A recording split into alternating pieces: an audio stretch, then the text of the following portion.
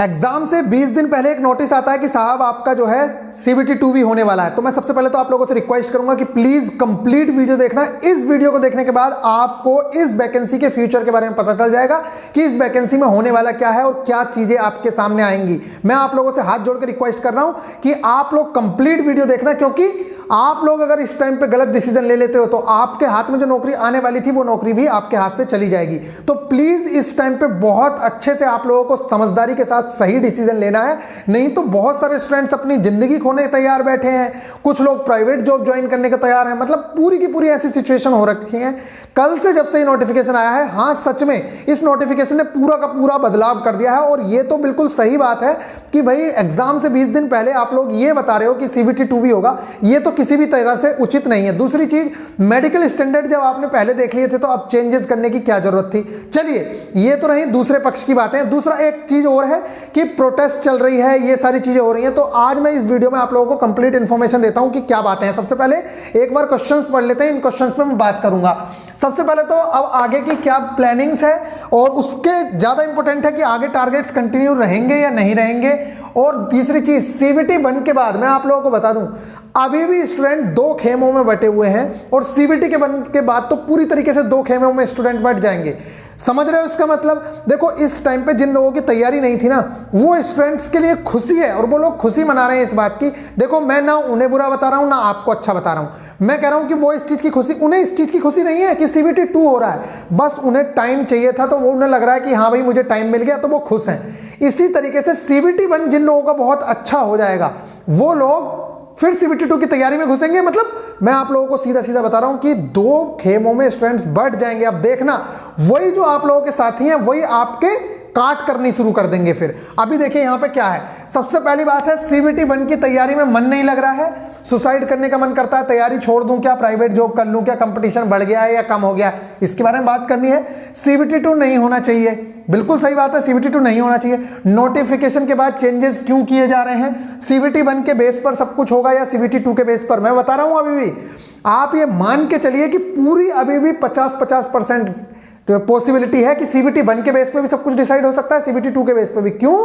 क्योंकि मैं आप लोगों को देखो यहां पे एक चीज बहुत ही ज्यादा सॉलिड बता रहा हूं। अगर किसी भी वजह से स्टूडेंट्स कोर्ट में गए, मान लो सुप्रीम कोर्ट गया ये केस, या कुछ भी हुआ, ये जो वैकेंसी अगर सुप्रीम कोर्ट में भी गई, या सरकार पे दबाव भी बना, जिस तरह से प्रोटेस्ट चल रही है, सब कुछ चल रहा है, आप लोग भी ट्विटर पे ट्वीट कर रहे हो, अगर सरकार ने सुनी तो क्या करेगी? सरकार तो 1 मिनट में कह देगी, एग्जाम से जिस दिन आपका 23 तारीख को एग्जाम है, 4 दिन पहले नोटिस निकाल देगी कि ठीक है साहब हमने कैंसिल कर दिया, हम CBT 2 नहीं लेंगे, CBT 1 के बेस पे ही करेंगे। लेकिन आपका हल क्या हो जाएगा उस समय जानते हो आप लोग? जिस बच्चे ने तैयारी नहीं करी होगी, जो बच्चा ये सोच रहा होगा अब तो 6 लाख 15 लाख बच्चे लिए जाएंगे तो मेरा तो हो ही जाएगा, ठीक है, तो आप अपने हाथ की आई हुई नौकरी को भी गवा दोगे। इसलिए मैं आप लोगों से रिक्वेस्ट कर रहा हूं कि पूरी तरीके से CBT 1 के लिए तैयार रहना है, चाहे साला CBT 2 हो या ना हो। पहली बात तो होना ही नहीं चाहिए, CBT 2 का अस्तित्व था ही नहीं, आ कहां से गया। मैं इस चीज के पक्ष में नहीं हूं, ये मत सोचना कि भैया आपको, मैं बड़ा भाई होने के नाते आपको एक राइट डायरेक्शन दे रहा हूं कि आपको अपने हाथ में वैकेंसी को लेके भी चलना है, और दूसरा हाथ जो पकड़ना है उसको पकड़ना चाहो तो पकड़ना है, नहीं पकड़ना चाहो तो मत पकड़ना है, ठीक है। लेकिन आपको यहां पे हाथ जरूर चलाना है। CBT 1 आपका पहला हाथ है, इसे पकड़ के रखना है, क्योंकि गवर्नमेंट ने या सुप्रीम कोर्ट ने कह दिया कि साहब नोटिफिकेशन में ये लिखा हुआ था CBT 1 के बेस पे ही सिलेक्शन करो। क्योंकि होगा पता क्या, CBT 1 मान लो कंप्लीट भी हो गया, तब भी कुछ बच्चे क्या है लगातार ट्वीट्स करते रहेंगे, सरकार से पूछते रहेंगे कि सिर्फ CBT 2 नहीं होना चाहिए। अब होगा क्या, बच्चे 2 खेमों में बटे होंगे। जिनका CBT 1 अच्छा हुआ है वो तो चाहेंगे कि बस CBT 1 ही एग्जाम हो, CBT 2 ना हो। जिनका बेकार हुआ है वो सोचेंगे CBT 2 एग्जाम हो। तो आप लोग ही 2 जगह बढ़ जाओगे, समझ रहे हो ना? इसलिए मैं आप लोगों से रिक्वेस्ट कर रहा हूं कि अपना CBT 1 बेस्ट देना, क्योंकि सरकार का डिसीजन कुछ भी हो सकता है। सुप्रीम कोर्ट ने अगर ये डिसीजन दे दिया कि ठीक है साहब जाओ, और CBT 1 के बेस पे ही पूरी भर्ती प्रक्रिया कंप्लीट होगी, क्योंकि नोटिफिकेशन में आपने लिख के दिया था, ना मेडिकल स्टैंडर्ड चेंज होगा ना कुछ होगा, तो फिर आप क्या करोगे?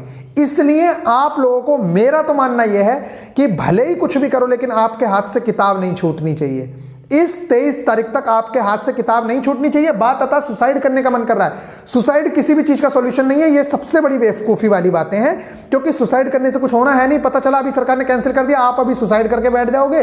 ठीक है, मैं करने को नहीं बोल रहा हूं कि भैया हाँ, लेकिन मैं आप लोगों से कह रहा हूं इतने गलत कदम नहीं उठाने कि पता चला कोई बच्चा सुसाइड करके बैठा, कल को सरकार ने डिसीजन, आपकी तो जिंदगी चली गई। तो ये पागलों वाली बातें नहीं करनी है। तीसरी चीज, तैयारी छोड़ दूं क्या? भाई छोड़ के क्या करेगा? क्या CBT 2 नहीं देना है? अगर CBT 2 हो गया तो क्या CBT 2 नहीं देना है? क्या साला ग्रुप डी ही पूरी जिंदगी थी? इसके अलावा आपकी जिंदगी नहीं थी क्या? मैं आप लोगों से कह रहा हूं, क्या पता गवर्नमेंट कैलेंडर निकाल दे। जिस तरह से दबाव बनाया जा रहा है, जिस तरह से ट्वीट हो रहे हैं, सारी चीजें हो रही हैं, तो क्या पता गवर्नमेंट कैलेंडर निकाल दे और अगले 6 महीने में या 4 महीने में सारी चीजें कंप्लीट करके दे दे। CBT 1 के बाद 10 दिन बाद ही CBT 2 करा ले। देखो, पॉसिबिलिटी कुछ भी हो सकती है, इसलिए आपको CBT 1 के लिए बेस्ट तरीके से 23 तारीख के लिए आपको हर हाल में कंप्लीट तैयारी रहनी चाहिए। अब बात आती है, यहां पे एक सवाल ले लेता हूं, आगे टारगेट्स कंटिन्यू रहने चाहिए या नहीं? मैं तो आप लोगों से यही कहूंगा कि देखो 23 तारीख का एग्जाम है और हमें इस एग्जाम को पूरी तरीके से देना है, साथ में जो आप कर रहे हो उसे करते रहना है।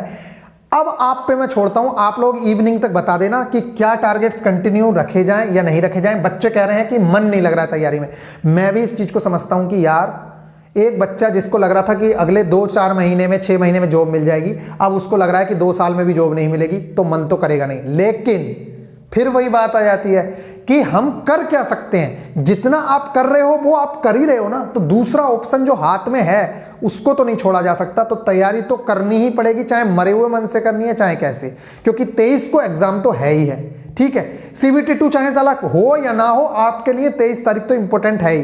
तो बड़ा भाई होने के नाते, छोटा भाई होने के नाते, इतने जो सवाल आपके सामने दिख रहे हैं, उसका सबसे बेस्ट चीज ये है कि भाई आपको अपने हाथ में किताबें नहीं छोड़नी है, अपने हाथ से किताबें नहीं छोड़नी है। ठीक है, नोटिफिकेशन के बाद चेंजेस क्यों किए गए, ये तो भाई गवर्नमेंट ही जाने, क्या उसकी मर्जी है, क्या है, कुछ नहीं कह सकते। लेकिन चेंजेस किए नहीं जाने चाहिए थे, ये बिल्कुल गलत है। क्या आपको 3 साल बाद याद आ रही है? 19 के बाद 22 में आप लोग बता रहे हो कि भैया ऐसा भी है या ऐसा है? पहले से ही बता देते अगर इस तरह की चीजें थी तो। CBT 2 के बेस पर सब होगा या CBT 1 के बेस पर? देखो, अभी का जो नोटिफिकेशन आया है उसके हिसाब से तो CBT 2 के बेस पे सब कुछ होगा। लेकिन अगर सुप्रीम कोर्ट वगैरह ने कुछ आदेश दे दिया या गवर्नमेंट ने वापस ले लिया ये वाला निर्णय, तो फिर सब कुछ CBT 1 के बेस पे होगा। इसलिए आपके लिए दोनों चीजें इंपॉर्टेंट हैं। समझ आ गई? वैकेंसीज का 15 गुना, 15 लाख बच्चे क्वालिफाई करेंगे या फिर 6-7 लाख ही बच्चा क्वालिफाई करेगा जैसे NTPC में हुआ? तो मैं आप लोगों को बता दूं, यहां भी दोनों पॉसिबिलिटी बननी है। पहले क्या था, पहले इस तरह की चीजें नहीं थी, एक ही एग्जाम था तो ऐसा कुछ नहीं था। लेकिन अभी ये वाली पॉसिबिलिटी भी बन सकती है कि पूरे 15 लाख बच्चे उठा लिए जाएं, 1 लाख वैकेंसी के 15 गुना, या ऐसा भी हो जाए कि पोस्ट वाइज कट ऑफ लगे जैसे NTPC में लगी है। इसलिए आपको दोनों सिचुएशन से लड़ने के लिए तैयार रहना है। अगर आप, फिर यहां पे भी एक बात आती है कि अगर आपने CBT 1 की तैयारी नहीं की, पता चला ट्रैकमैन के लिए क्वालिफाई हुए और उसका आपसे मेडिकल नहीं हुआ, CBT 2 मान लो ट्रैकमैन के लिए क्वालिफाई हुए और आपका उसका मेडिकली क्लियर नहीं हुआ, तो आपके हाथ से जॉब गई, वैकेंसी रह जाए खाली, उन्हें कोई मतलब नहीं है, क्योंकि वो DB में भी 1:1 बुलाने वाले हैं। समझ आ रही है ना? इसलिए मैं आप लोगों से कह रहा हूं कि प्लीज CBT 1 को आपको सीरियस लेना है हर हाल में। अगर CBT 1 आपने सीरियस नहीं लिया तो आप हर तरह से खो सकते हो, क्योंकि आपके जो लेवल की पोस्ट थी वो भी नहीं मिल पाएगी। ठीक है, जो आप लेना चाह रहे थे, और ट्रैकमैन तो फिर आपके हाथ से, बस वही चीज है कि मेडिकल स्टैंडर्ड की सारी चीजें हैं। चलिए नेक्स्ट है सरकार को एग्जाम से, हाँ ये हो गया। CBT 2 90 मार्क्स का है। देखो, CBT 2 में 90 मिनट्स नहीं देने चाहिए थे, ये बिल्कुल सही बात है। और फिर हम तो ये कह रहे हैं कि 2 एग्जाम कराने का मतलब क्या बनता है यार? आप ये तो बताओ कि NTPC और ग्रुप डी में फिर क्या अंतर है? मतलब हमारा तो NTPC से भी ज्यादा डिफिकल्ट हो गया फिर ग्रुप डी, कि हम फिजिकल भी देंगे, हम 2 एग्जाम भी देंगे, मेडिकल भी देंगे, तो फिर तो इससे अच्छा NTPC में ही करवा दो, हमें कुछ अच्छी पोस्ट दे दो। फिर भाई ये तो यही जाने कि ये ऐसा क्यों हो रहा है, क्या नहीं है, कंपटीशन बढ़ गया है या घट गया? मैं आप लोगों को बता दूं, अगर CBT 2 होगा तो 100% कंपटीशन बढ़ेगा, क्योंकि अभी क्या था, अभी बच्चे बटे हुए थे। जो बच्चे NTPC में लगे हुए थे वो बच्चे ग्रुप डी में इतना ज्यादा सीरियस नहीं थे। क्यों? क्योंकि वहां पे GK का रोल है। ठीक है, बाद में होगा क्या, जब बच्चे को टाइम मिलेगा तो CBT 1 में तो NTPC वाले सब पास हो ही जाएंगे, क्योंकि 15 लाख के अंडर में आ जाएंगे, और फिर ये इनके पास कोई और ऑप्शन है नहीं फिर, क्योंकि CBT 2 हो चुका होगा। तो ये सारा का सारा बच्चा आके घुस जाएगा ग्रुप डी में, और इनके लिए फिर कोई बहुत बड़ी बात नहीं है, क्योंकि इनके बाकी सब्जेक्ट तैयार हैं। साइंस को इन्हें टाइम देना, ये साइंस को टाइम दे लेंगे, फिर कंपटीशन और ज्यादा हाई हो जाएगा। समझ लो, मैं बता रहा हूं। और फिर आप लोगों को पता है कि जैसे ही CBT 2 में मार्क्स का पता चल जाता है कि मेरे मार्क्स कम आ रहे हैं, तो बच्चा फिर घुस जाएगा। अभी बटे हुए हैं कि साहब 18 को उसका है तो 23 कोर्स का है, तो थोड़ा बटे हुए हैं कि यार इधर करें कि उधर करें। तो अभी कंपटीशन फिर भी कम है, लेकिन बाद में बहुत ज़्यादा डिफिकल्ट हो जाएगा। और अभी जो नई क्रीम जो बच्चे अभी से तैयारी करना शुरू कर रहे हैं, क्योंकि मैक्सिमम बच्चे ऐसे होते हैं जो एग्जाम से पहले तक सीरियस नहीं होते, उन्हें एग्जाम से 1 महीने पहले पता चलता है अच्छा अब तैयारी करनी है, तो फिर वो तैयारी को बहुत ज़्यादा बूस्ट देने की कोशिश करते हैं। और आप लोग ढीले पड़ जाओगे इस टाइम पे। आप सोच रहे होगे अरे यार क्या पढ़ना है, इतना तो हो गया ही। लेकिन वो लोग क्या करेंगे, उन्हें लगेगा कि यार मुझे तो मौका मिला है, मेरा CBT 1 क्लियर हो गया, अब मैं CBT 2 के लिए जान लगा दूं। तो आप लोगों को हर तरीके से, हर सिचुएशन से लड़ने के लिए पूरी तरीके से तैयार रहना है। मैं आप लोगों से बार बार कह रहा हूं कि CBT 1 को आप नॉर्मल, मतलब पहले आप CBT 1 दो। ये जो आप कह रहे हो ना कि प्राइवेट नौकरी कर लूं, भाई CBT 1 के बाद सोचना, अगर गवर्नमेंट की ओर से कोई ऑफिशियल नोटिस आ जाता है कि CBT 2 की डेट ये है, मान लो 1 महीने की या 2 महीने बाद की डेट आ जाती है, तब तो आप ज्वाइन मत करना। और मान लो कोई नोटिफिकेशन ही नहीं आता है, कुछ नहीं आता, तो फिर आप अपना जो भी मन करे आप वो कर सकते हो। लेकिन अभी CBT 1 से पहले कुछ नहीं, क्योंकि हमारा टारगेट 23 फरवरी है। ठीक है, तो गाइस बस इतनी सारी चीजें हैं, मैंने आपको बता दिया। बहुत सारे स्टूडेंट्स आपके दोस्त लग रहे होंगे, आपको सब कुछ लग रहा होगा, लेकिन भैया उनको लग रहा है कि हमें टाइम मिल गया तो हम तो अपनी तैयारी को बूस्ट देंगे। ठीक है, वो इस चक्कर में है नहीं कि आपका सपोर्ट करें, कुछ करें। तो मैं ही कह रहा हूं, ये CBT 1 के बाद और ज्यादा आप लोगों के बीच में ये हो जाएगा कि ऐसे खींचतान हो जाएगी। जिनका अच्छा हो रखा होगा CBT 1 वो कहेंगे कि CBT 1 के बेस पे करा लो, और जिनका बेकार हो रखा होगा वो कहेंगे ना ना ना 15 लाख में हमें ले लो और फिर CBT 2 कराना। समझ रहे हो ना? तो फिर कुछ नहीं हो सकता। अभी जो हो सकता है वो हो सकता है। तो चलिए, फिलहाल तो मैंने आप लोगों को इतनी बातें बता दी। बस मेरा कंक्लूजन बड़ा भाई होने के नाते या छोटे भाई होने के नाते बस एक ही है कि भैया 23 हमारे लिए हर एस्पेक्ट में मोस्ट इंपोर्टेंट है। 23 आपके लिए मोस्ट इंपोर्टेंट है। इसकी तैयारी जैसे आप कर रहे थे आप वैसे ही करते रहिए। मुझे बता देना कि मैं टारगेट कंटिन्यू करूं या ना करूं, आपका डिसीजन है। अगर आप कहोगे तो कंटिन्यू, अगर आप नहीं कहोगे तो छोड़ देंगे। जैसा आपका मन करता है वैसा करिए, लेकिन भाई मेरा तो मन यही है कि आपको तैयारी करनी चाहिए, क्योंकि यहां पे CBT 1 के बेस पे भी सब कुछ हो सकता है और होगा भी। अगर भाई जैसे अभी आपने देखा किसान बिल वापस हो गए, तो हो सकता है कि ये वो अपना नोटिफिकेशन वापस ले लें, तो फिर सबको CBT 1 के बेस पे होगा ना। एग्जाम होने के बाद भी फिर रोते रहना कि भैया मैंने तो सोचा था 15 लाख में आ जाऊंगा, 6 लाख में आ जाऊंगा, लेकिन मैं आ ही नहीं पाया।